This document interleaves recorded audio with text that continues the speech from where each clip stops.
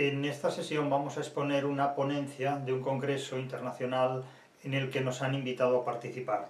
Se trata de un congreso organizado por la plataforma Egregius y por diferentes instituciones académicas, básicamente universidades españolas, que se han aglutinado a través de su comité organizador para plantear un congreso sobre estudios literarios. Dentro de este congreso hay un panel dedicado específicamente a la cuestión que aquí aparece: crítica de la razón literaria, innovación investigadora en los estudios literarios. Dentro de esta sección destinada al estudio de la crítica de la razón literaria como una obra cuyo objetivo es la literatura y sus posibilidades de interpretación, sus diferentes posibilidades de interpretación crítica y racional, vamos a plantear una ponencia centrada en el concepto de transducción.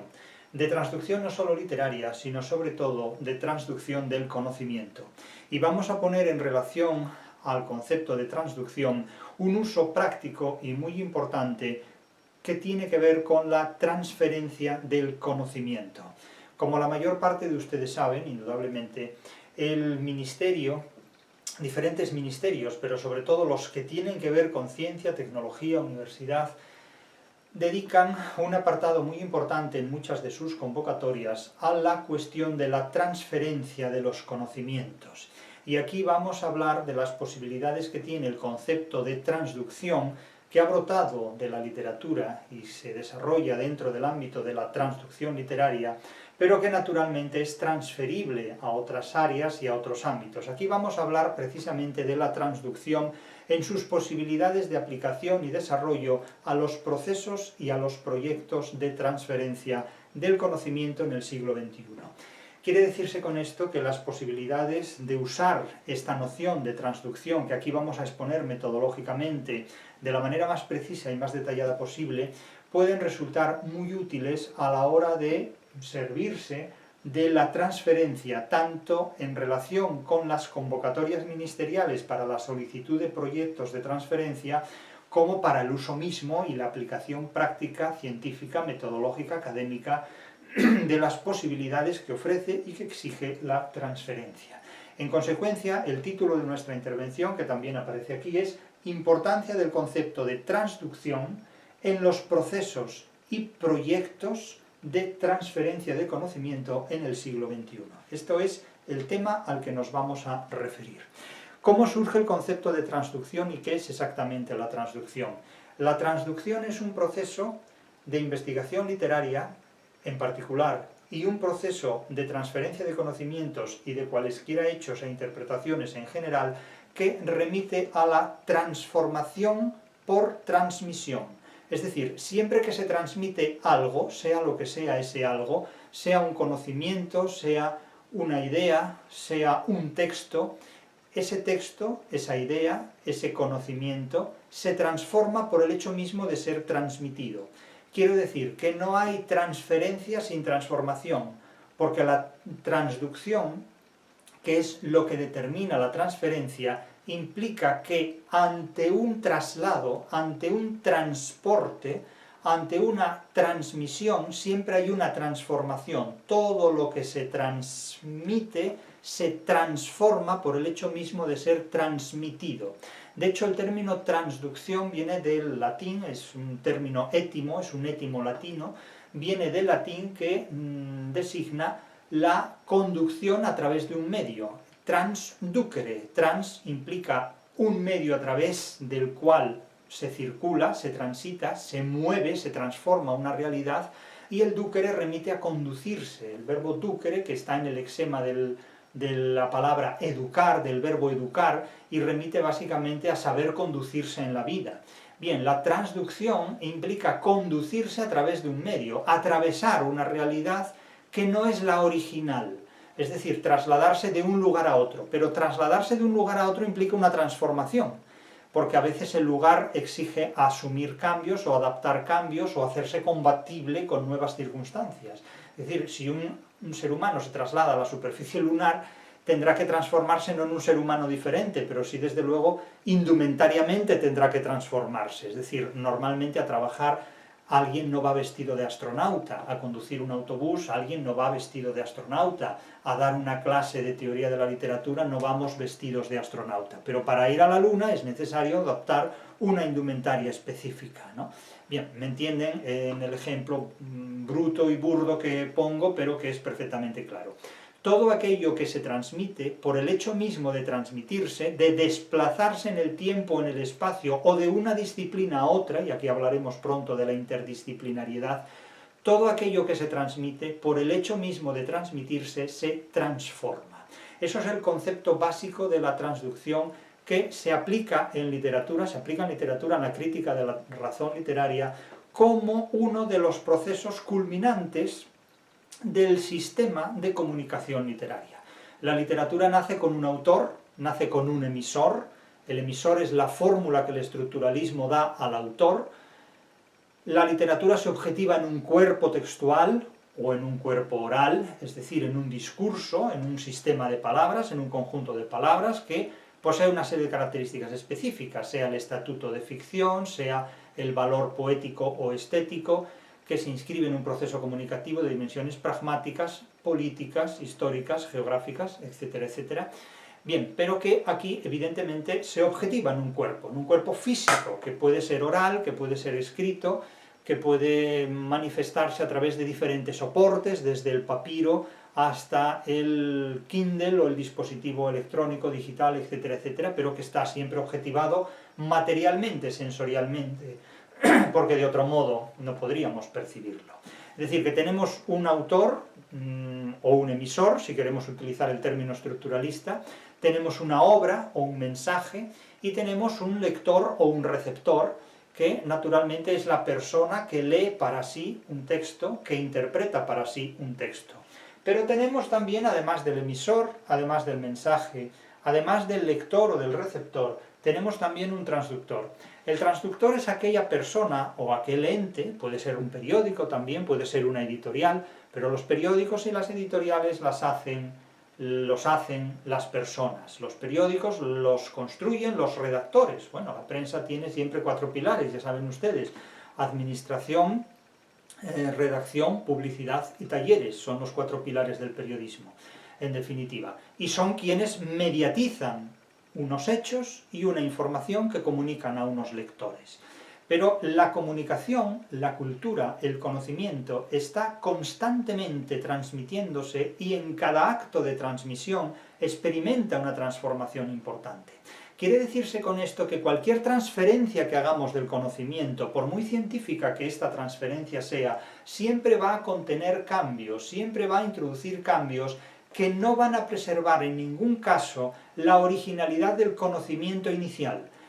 Naturalmente el conocimiento en cada transferencia se puede enriquecer, pero también se puede adulterar o se puede empobrecer si esa transferencia resulta aberrante, nociva o tóxica. Aquí ya podemos darle el calificativo que queramos. Pero este proceso genuinamente literario, tal como se concibe en la crítica de la razón literaria, tiene un origen biológico, un origen que remite a la genética, y de ello hablaremos inmediatamente para comprender mejor esta transferencia que, en el contexto de la literatura, en el contexto de la traducción y de la transducción, tengas en cuenta que el término traducción es la evolución en el romance del etimollatino transducción. Transducere da lugar en lengua romance a traducción, y preserva también el etimollatino en el término transducción, que sería un cultismo neto, un cultismo puro.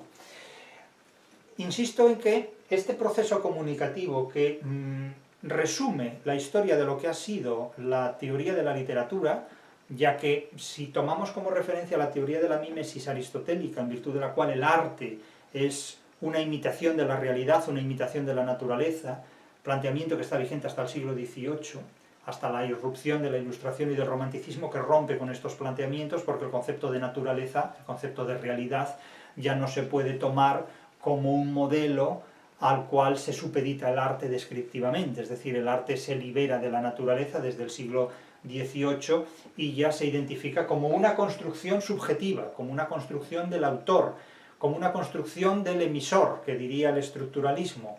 Es decir, que el Quijote no es una obra que Cervantes escriba para describir la naturaleza, sino que es una obra que brota del ingenio de Cervantes, que brota de la genialidad de Cervantes. Esta es una construcción típicamente romántica, es una concepción típicamente romántica. El arte no es una imitación de la naturaleza, sino que es una construcción original de un ser humano que, desarrollando una serie de ideas, da lugar, objetivándolas, a una obra de arte.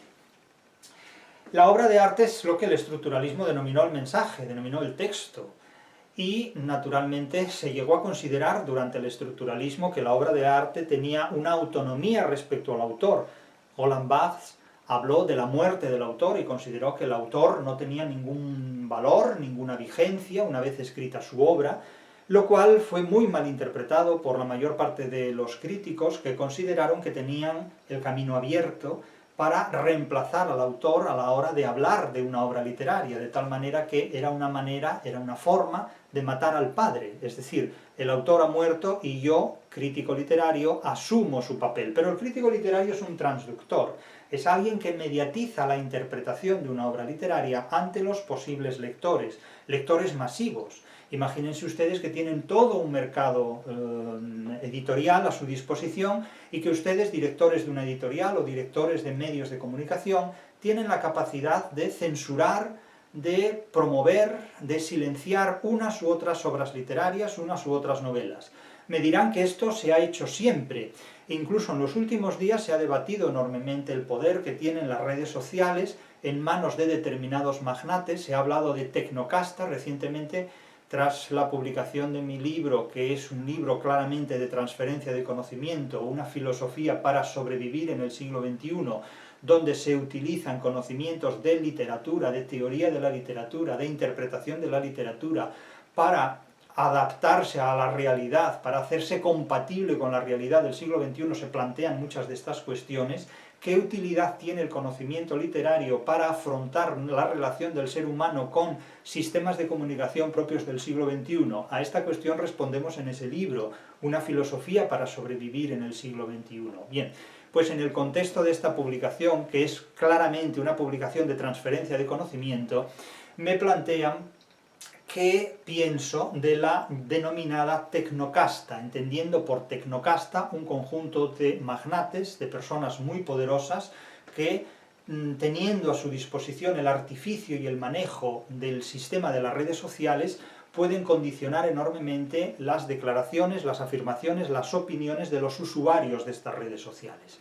Mi respuesta en este contexto fue que no es obligatorio estar en las redes sociales ni utilizarlas. Yo, de hecho, no tengo redes sociales. Si ustedes me ven en redes sociales, esas redes sociales son autoría de otras personas, pero yo no tengo ninguna red social en la que esté presente por mi propia iniciativa. Eso es un uso que otras personas han hecho bajo su responsabilidad, bajo su iniciativa, de mi imagen, mis contenidos, etcétera. Eso es otra cuestión. Pero, insisto, no es obligatorio estar en redes sociales, simplemente digo esto porque yo no lo estoy.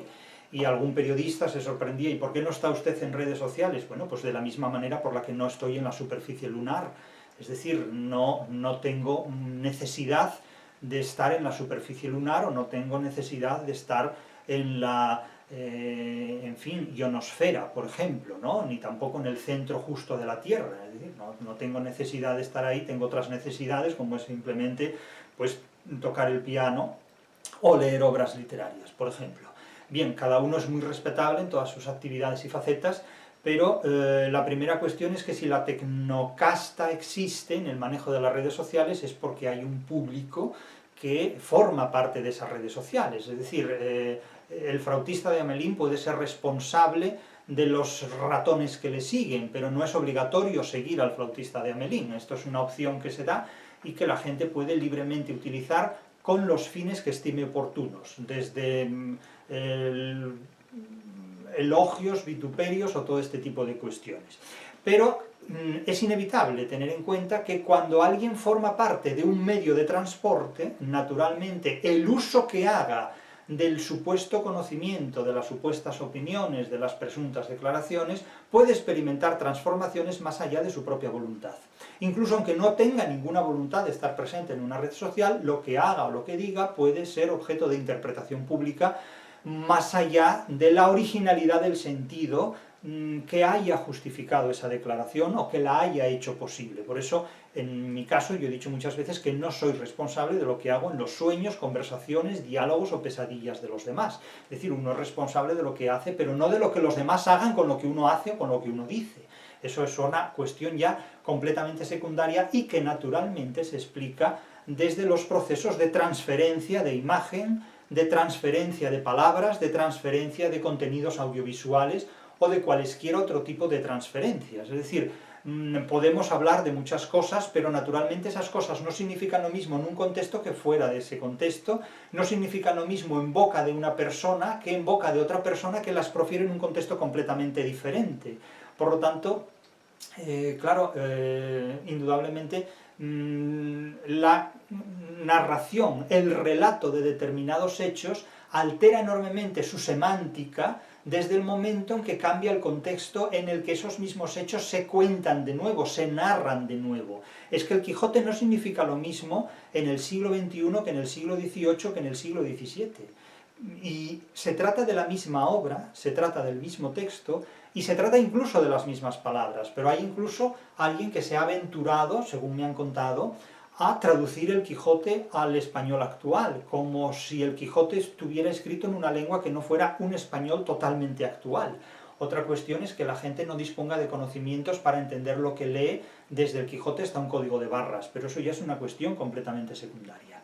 Desde el punto de vista de la tecnocasta, de la denominada tecnocasta, un término, insisto, del que he oído hablar en los últimos días cuando me preguntan respecto a él qué es lo que pienso, pues lo que pienso es lo que puedo pensar sobre cualesquiera otras cuestiones. Pero también debo reconocer que la censura, de la que tanto se habla recientemente, a mi juicio es una práctica totalmente en desuso, y se sorprenderán ustedes de que haga esta afirmación, porque constantemente se nos habla de la censura, se nos aplica la censura, se nos rodea de imperativos que censuran estos hechos o aquellas otras palabras.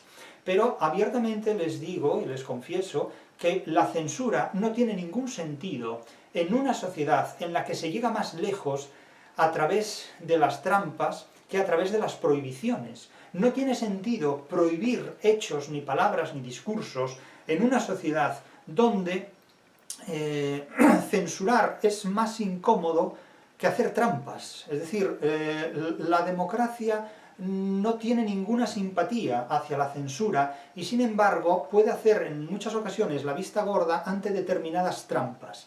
La trampa siempre ha gozado de simpatía, desde el tramposo Ulises que engaña precisamente a los troyanos con un artificio que les habría ahorrado 10 años de guerra, el llamado caballo de Troya, caballo que es en realidad caballo de los helenos y que los troyanos hacen suyo simplemente por curiosidad. Y eso les hace perder la guerra. Es decir, un ardiz, un artificio, una trampa hace a los troyanos perder la guerra, perder su ciudad, y ahorra a los helenos futuros años de guerra. Y un artificio que se debe a Ulises. Quiere decir que la figura del tramposo en la literatura siempre ha gozado de una gran simpatía, de un gran estímulo por parte de los lectores. Y evidentemente no tiene ningún sentido para una sociedad moderna que disponga de grandes medios, de grandes redes, de grandes recursos, hablar de censura. Es mucho más fácil hacer trampa que imponer prohibiciones, entre otras cosas porque la prohibición y la censura resulta muy visible en una sociedad democrática, y el éxito de la trampa reside precisamente en que no se ve. Al tramposo solo se le conoce después. No conviene nunca repetir la misma trampa 2 veces, porque una vez identificada ya resulta fácil de advertir en un segundo momento. Por eso las trampas son siempre muy originales, y por eso el tramposo siempre es un gran ingenioso. Es decir, Don Quijote es muy tramposo a lo largo de la novela. Es muy tramposo porque cuenta con la asesoría, cuenta con el asesoramiento del mayor de los tramposos de la literatura universal, que es el narrador del Quijote. Entonces, claro, Don Quijote está muy bien asesorado, mejor dicho, Alonso Quijano está muy bien asesorado por el ingenio de Cervantes al concebir un personaje de esas características. Pero insisto, la censura no tiene sentido en una sociedad que llega más lejos a través de las trampas que a través de las prohibiciones. La trampa nos permite llegar mucho más lejos, la trampa tiene un recorrido mucho más largo que la prohibición. La prohibición es un punto y final, y es un enfrentamiento con frecuencia ante aquellas personas a quienes les prohibimos o les censuramos actuar o hablar con la propiedad y con la libertad que ellos consideran que tienen derecho a utilizar y que tienen, además de derecho, razones para utilizar. Sin embargo, la trampa resulta imposible de ver a priori, se ve a posteriori y no siempre, de tal manera que la trampa no se ve, pasa desapercibida, pasa invisible o silenciosa, mientras que la censura no. La censura es muy ruidosa en una sociedad democrática, pero la trampa no lo es. Las redes sociales no tienen tanta censura cuanto sí muchas trampas. Y esto tiene que ver directamente con la transferencia del conocimiento. La transferencia de conocimientos que no es necesario censurar, sino simplemente someter a procesos tramposos de comunicación. Insisto que ustedes se fijan con frecuencia más en la censura que en las trampas, y eso hace que les puedan hacer más trampas que censuras imponer. Es más fácil hacerles a ustedes trampas, como a mí, por supuesto, hacer trampas al ser humano, que imponer censura en una sociedad democrática. Es decir, la censura, créanme ustedes, está en desuso, pero lo que sí goza de una excelente salud es la trampa. La trampa nos lleva mucho más lejos que la censura. Y en una sociedad como la democrática, donde la censura está mal vista y la trampa no, porque no se ve, simplemente no está mal vista porque no está vista, porque no se ve, porque no se la puede percibir ni ver. Se la condena a posteriori, pero se la condena después de que el tramposo ha triunfado. Otra cuestión es que al tramposo se le castigue o se le lleve a un plató de televisión para hacerle una entrevista, pero eso ya depende del tipo de sociedad que esté dispuesta a ensalzar al tramposo a pesar de ser víctima de las trampas. Téngase en cuenta que Paolo Prodi, en su libro sobre la historia del hurto en el mercado, en la historia del comercio, consideraba que los enemigos del comercio eran los tramposos, en tanto que los tramposos eran los que hurtaban al comercio, eran los que violentaban las leyes del comercio. Tramposo para Paolo Prodi era quien hacía trampas en las relaciones comerciales, en las transferencias comerciales. Sin embargo, para Antonio Escotado, los enemigos del comercio no son los tramposos, no son quienes hacen trampas en el comercio, sino que son quienes lo niegan, quienes lo censuran. Entonces, Antonio Escotado consideraba que los enemigos del comercio eran los comunistas, porque los comunistas prohibían el comercio, censuraban el comercio. Paolo Prodi considera que los enemigos del comercio son los tramposos, los que adulteran el comercio, los que engañan en el ejercicio de las actividades comerciales. Claro, yo no voy a discutir las tesis de uno u otro autor, les he dedicado muchas interpretaciones en vídeos, pero no discuto opiniones, interpreto hechos. Habrá personas que se identifiquen con buena parte o la totalidad o con nada del pensamiento de Antonio Escotado y otras que se identifiquen más con el pensamiento de Paolo Prodi, aunque el pensamiento de Paolo Prodi es mucho más exigente que el de Escotado, es mucho menos simple, es más complejo y por esa razón tendrá indudablemente menos difusión. ¿Por qué? Pues porque la mayor parte del público está capacitado para asumir pensamientos simples. Y no quiero decir que el de Escotado sea simple, quiero decir que es más simple que el de Paolo Prodi. No digo nada más, ni nada menos, y ya digo bastante. No me parece desestimable el pensamiento de ninguno de los dos, pero no es lo mismo prohibir y considerar que el enemigo es quien prohíbe, quien censura, que hacer trampa, que adulterar, que engañar, y considerar que el enemigo es quien hace trampa. Naturalmente ustedes pueden decirme que enemigos son los dos, y no les diré que no, pero no es lo mismo censurar que hacer trampa. Son dos cuestiones completamente diferentes. La censura era más propia de tiempos pretéritos o de sociedades ajenas a la democracia. Las sociedades democráticas más bien prefieren la trampa a la censura, prefieren el engaño a la prohibición. El ser humano demócrata prefiere que lo engañen antes de que le impongan prohibiciones, prefiere que lo engañen antes de que lo censuren, y ahí está precisamente el éxito de las redes sociales, que siempre se las maneja y siempre se entra en ellas con la esperanza de que allí hay más libertad que fuera de ellas. Es una opción, es una forma de pensar que mueve el ánimo y la disposición de muchas personas y que naturalmente se explica desde teorías de la transferencia. No hablaremos aquí de lo que significa la teoría de la transferencia en psiquiatría, pues ya es un concepto perfectamente codificado y que los especialistas conocen sobradamente en sus relaciones con los pacientes. Aquí hablaremos de la transferencia en tanto que se explica desde la transducción. Y como les decía anteriormente, la transducción es un concepto que tiene su origen, de hecho es un concepto transferido de la biología, porque tiene su origen en la biogenética y en la biología, en una exposición que acabó por otorgar el Premio Nobel de Medicina a los genetistas Liederberg y Zimberg en el año 1958. Estos genetistas explicaron que cuando una determinada bacteria, llamémosla bacteria A, trataba de inocular su material genético en otra bacteria, llamémosla bacteria B, la bacteria receptora, bacteria B, lo hacía no directamente, sino a través de otro microorganismo que es un bacteriófago. De tal manera que el bacteriófago, al que vamos a llamar H, recibía el material genético de la bacteria A para inocularlo en una segunda bacteria, la bacteria B. En ese proceso de inoculación, en ese proceso de transferencia de material genético, en ese proceso de transducción, que así se le denominó en biogenética, el material genético de la primera bacteria A se inocula en la segunda bacteria B a través de un bacteriófago H que pasa su factura, que cobra su factura, cobra su peaje. El peaje consiste en que inocula el material genético de la primera bacteria en la segunda, pero incluyendo el propio material genético del intermediario. De tal manera que no quiero aplicar esto a los vientres de alquiler ni a ninguna otra cuestión, eso pueden hacerlo ustedes con su imaginación o con sus conocimientos científicos o con sus intereses crematísticos y pecuniarios. Yo aquí me limito simplemente a exponer la formulación esencial del concepto de transferencia desde el punto de vista del concepto de transducción, cuyo origen es biogenético, aparte de que el étimo ya está en la tradición hispano-grecolatina, el concepto de transducción.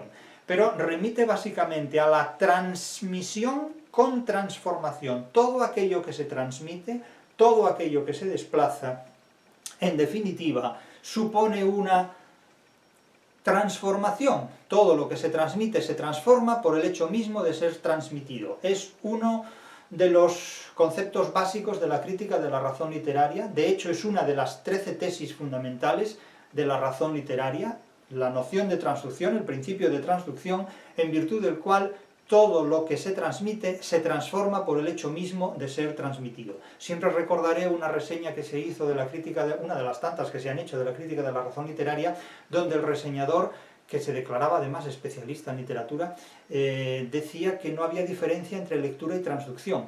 Claro, para alguien así, evidentemente, no hay diferencia entre alguien que lee las coplas de Jorge Manrique a la muerte de su padre y alguien que traduce al inglés las coplas de Jorge Manrique a la muerte de su padre. Ya me explicarán ustedes si es lo mismo leer un poema que transducir un poema de una lengua a otra. Pues bien, para este especialista en estudios literarios, la lectura y la transducción eran indisociables.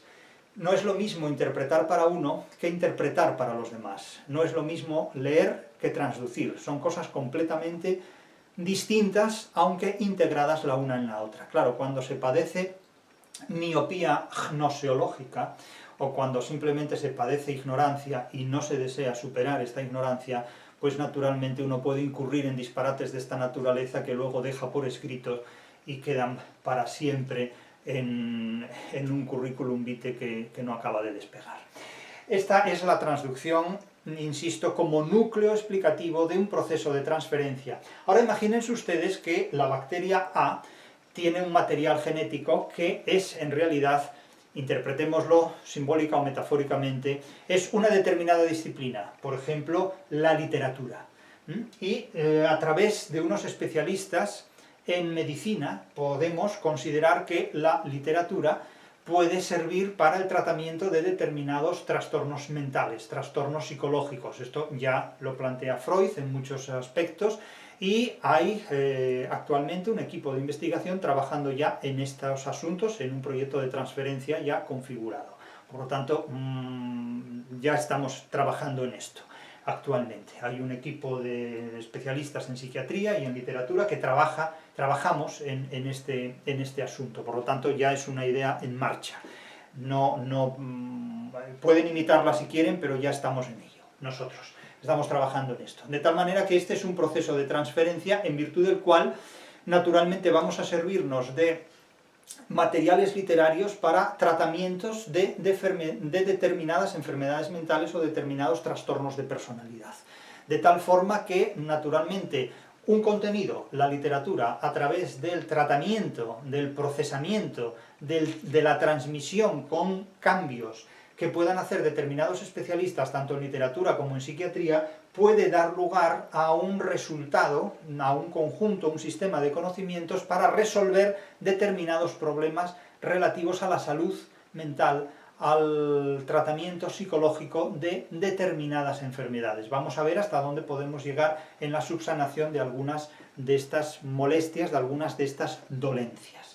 Por lo tanto, insisto, el concepto de transducción está en la base que legitima metodológicamente, que justifica metodológicamente toda esta serie de transformaciones que, por el hecho mismo de transmitirse, alteran un original que da lugar a algo diferente en un contexto distinto, que puede resultar útil, porque antes no lo había, no se daba esto.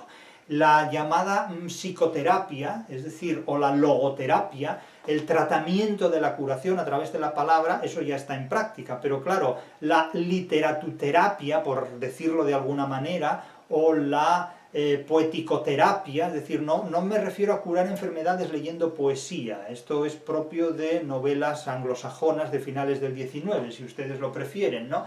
Ni tampoco me refiero a tratamientos hipocráticos ni a platónicos. Las enfermedades no siempre se curan leyendo filosofía, a veces ocurre lo contrario, que las enfermedades se incrementan leyendo filosofía.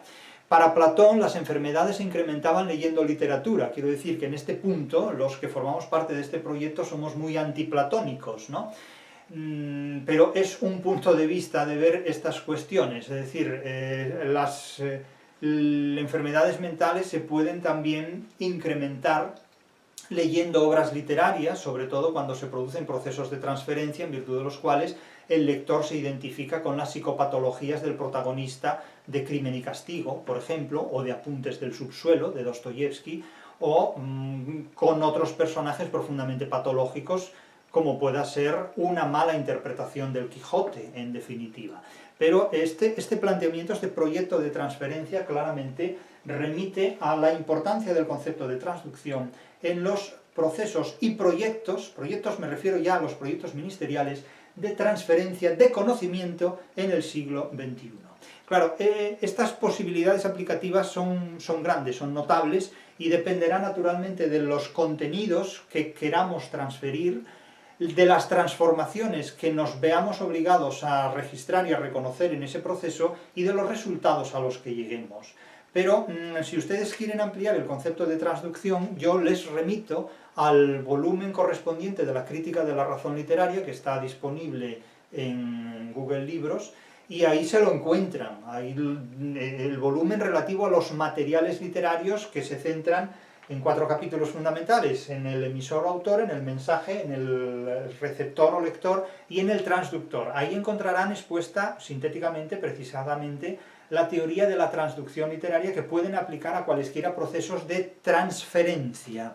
Naturalmente, como todo el mundo sabe, los procesos de transferencia tienen 3 dimensiones. Al menos 3 dimensiones, pueden señalarse más, pero 3 básicas. El contenido, es decir, cuando ustedes transfieren algo, transfieren un contenido. Es decir, no pueden transferir humo. Otra cosa es que se dediquen a la autoayuda o a la geopolítica, pero no entramos ahora en estas cuestiones. O a la presciencia, es decir, al conocimiento de hechos futuros. Pero esto es otra cuestión, ¿no? La transferencia del futuro al presente, eso es otra cuestión. Aquí hablamos de cosas serias. La transferencia tiene 3 dimensiones. La primera dimensión es la que apela al contenido. Ustedes tienen que disponer de un contenido. En este caso, hablamos de literatura. Un contenido que puede ser científico, tecnológico, literario, del tipo que sea. Tienen que mantener una relación interdisciplinaria, porque hay que llevar ese contenido a otro contexto. Un contenido contextual, la literatura en las posibilidades interpretativas del mundo académico o del mundo real. El mundo real y el académico no siempre coinciden. Pero tiene que ser una relación interdisciplinar, y pasamos de la literatura a la medicina, de la literatura a la psiquiatría. Me dirán ustedes que ese camino ya se ha recorrido muchas veces. Sí, ya lo sé, pero nosotros lo vamos a recorrer de una manera original y diferente. Eso ya lo sé, ya lo sabemos, que antes que nosotros ha vivido más gente en este mundo y que el Mediterráneo ya se conoce desde hace tiempo, pero nosotros vamos a hacer una exploración diferente. Un contenido, literatura y psiquiatría, y una relación interdisciplinaria entre ambas disciplinas, en contextos científicos, porque claro, la literatura necesita de una hermenéutica, necesita de una explicación que resulte transducible en clave psiquiátrica, es decir, en clave que permita el tratamiento de determinadas dolencias psíquicas, de determinados problemas psíquicos. No su incremento, sino su control y su curación. Y por supuesto luego desembocamos en un impacto, es decir, en unas consecuencias, porque este trabajo tiene que tener unas consecuencias científicas, prácticas, benignas, útiles. Un impacto que ha de ser económico y que ha de ser social. Es decir, reducir la pandemia de las enfermedades mentales, y económico en el sentido que ha de ser lo más asequible y lo más barato posible para reducir los costes en una sanidad. Tengan en cuenta que un psiquiatra en su consulta apenas puede dedicar más de media hora a un paciente, como mucho. Y claro, cómo resolver los conflictos exponenciales de las enfermedades mentales, sobre todo entre jóvenes y adolescentes, que repuntan tan exponencialmente, tan monstruosamente en este siglo XXI. O sea, la pandemia del siglo XXI es el deterioro de la salud psíquica de la gente cada vez más joven, que guarda estrecha relación con muchos fenómenos, no solamente con las redes sociales. Hay muchos otros fenómenos, aparte de las redes sociales. Por lo tanto, tenemos que tener en cuenta un contenido tecnológico, científico, literario, una relación interdisciplinar entre al menos dos disciplinas contextualmente bien definidas, categorialmente bien definidas, la ciencia literaria, la ciencia psiquiátrica, la psiquiatría, la teoría de la literatura, y naturalmente un impacto que ha de subrayarse en ámbitos económicos y en ámbitos sociales. La disminución de la pandemia, de las enfermedades mentales y la rentabilidad de los costes para un sistema sanitario a la hora de afrontar estas enfermedades, tanto en el sector público como en el sector privado.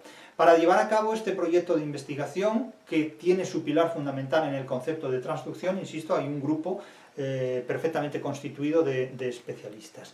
Sí lamento mucho que con frecuencia en los últimos años la teoría de la literatura ande buscando transferencias por las ramas de los árboles, cuando sin embargo tiene estos planteamientos muy perfectamente definidos en la crítica de la razón literaria para llevarlos a cabo. Es decir, se habla con frecuencia en teoría de la literatura de transferencia, de transferencialidad, y cuando uno se adentra en esos terrenos, en esos contextos, se encuentra simplemente con una logorrea de palabras vacías que remiten constantemente a los planteamientos de las teorías literarias estructuralistas y postestructuralistas de mediados del siglo pasado. Es decir, da la impresión de que la teoría de la literatura, en su desarrollo y exigencias del siglo XXI, no ha sobrepasado todavía la sombra de Genet, la sombra de Roland Barthes y la sombra de tantos otros estructuralistas, postestructuralistas y postestructuralistas que no nos conducen más que a un formalismo, a un posformalismo, a un neopostformalismo, a un posneoformalismo, es decir, es un auténtico trabalenguas. Parece que no se ha salido todavía de la placenta de Derrida.